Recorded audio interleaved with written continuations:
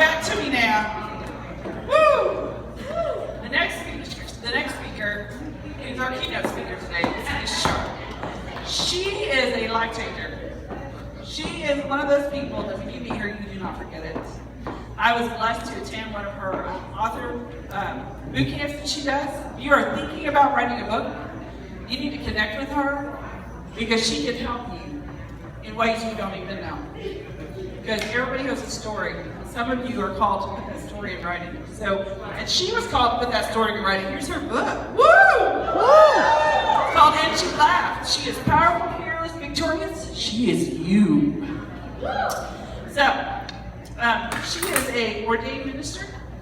She is a multifaceted executive businesswoman and international, look, I'm speaking something. She's going to be an international speaker. Inspirational speaker, obtained a Bachelor's of Science degree from the University of Central Oklahoma. She is a best-selling author who has authored 2 additional works. Anesha has a passion to minister to people of all walks of life. And she has relentless enthusiasm to help women and youth succeed.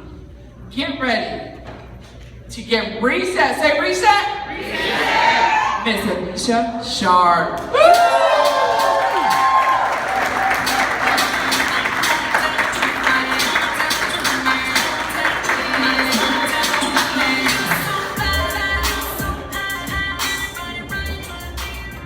Thank you. Can you hear me? Did I turn it off? Is it green? Yes, it's great. Can you hear me? I can hear you. Okay. So I have a PowerPoint, and I have a lot of great points to share with you. But as I was sitting over there, and the Holy Spirit began to deal with me, and so I better get emotional. But God is amazing. He is just awesome. And as I was sitting and I was thinking about the name Reset, and Kimberly, she just lit my soul on fire a second ago, so I'm still kind of disrupted from that. But when I was thinking about the term reset, and I'm like, you're looking at somebody who is reset. Yeah. I mean, I'm thinking, I have so many stories I could truly tell. And yet I'm so amazed at God that He would even choose me. Yeah. Do you understand that if you're sitting in these seats, you've been chosen? You're not an accident. You didn't just happen. You were chosen. And so I'm thinking about, I wrote about some of the things that God had me to share as reset moments in my life. And when you look at me and you see my cute dress, you like my dress? It's cute. I like my dress. I got my cute little dress and bedazzles, and I am a girly girl. Can you get my slideshow? I'm a girly girl. I love being a girl. I kind of might blame it on my mom because I'm always told that when I was little, she put me in all these cute dresses. That's, if you want to connect with me after here, that's all my stuff. You can go to the next one.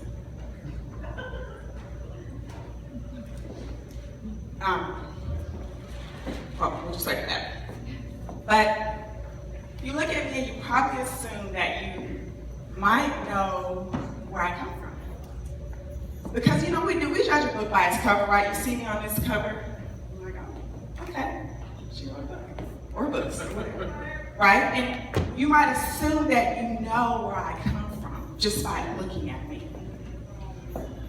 But when I tell you that to just be here, I had to go through hell.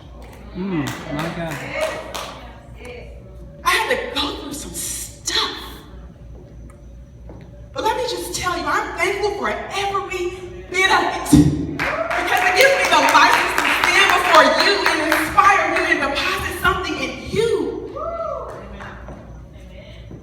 When I was 8 years old, I was molested. And let me go back 3 years before that. My mom was sitting in the audience and my aunts, and so they can tell you this is my true story. from 0 to 5, and I don't remember all of that, of course, but I lived in a home where there was a lot of abuse. And my father was an alcoholic. He was an abusive alcoholic. And so he would beat my mother. And there are so many vivid memories I have from that season of my life. I remember just always being afraid, never knowing what was going to happen. But you know, it's different because you love your parents and you want them to be together. But when you see such violence and you see your mother's courage, and it's fear, it's beautiful. So we were about, I think I was about 5 or 6, we moved to here, to Oklahoma City. And my mom remarried. And the man that she remarried, that's the one slash. That's the one. That was from another workshop. The man that she remarried, he molested me. And I'm familiar with loss. I'm familiar with pain. I'm familiar with violence. I'm familiar with having something taken from me. I heard a lady say that she's been molested. When you're molested, something is forever taken from you that you don't ever get back. Yeah. And the reason why I'm talking about where I come from, because I'm talking about my first reset moment. You can change that one. Change that one too. We all have a foundation, right? And everything that we are to become, or that we are, is built upon a foundation. And so if our foundation is broken, if it's shattered, whatever that is, we have to begin to rebuild that and reset that. So I told you a little bit about my childhood. I'm gonna tell you a little bit about some decisions I made in my teen years. So that was my foundation, already broken, fearful.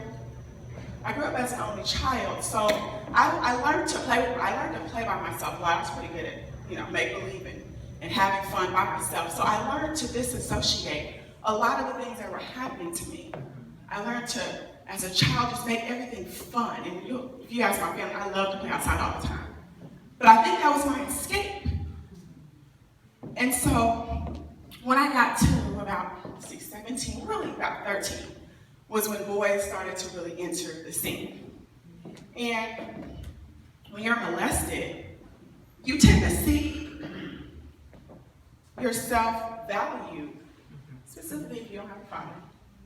You're looking for that validation.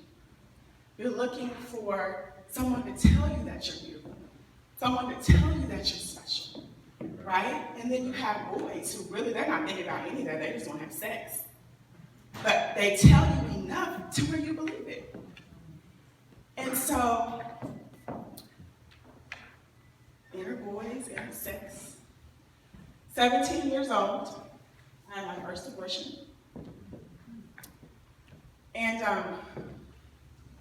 I may get emotional on that one. Sorry.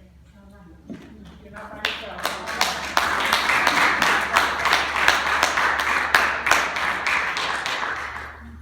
So I had my first abortion at 17. And while I know God has forgiven me, and let me tell you, I'm well past 17, right? But I still have tears. Because even though, God forgives you, and you forgive yourself, it's something you live with forever. It never goes away. I have 3 children. My husband and I have 3 children now. 15, 10, and my youngest daughter.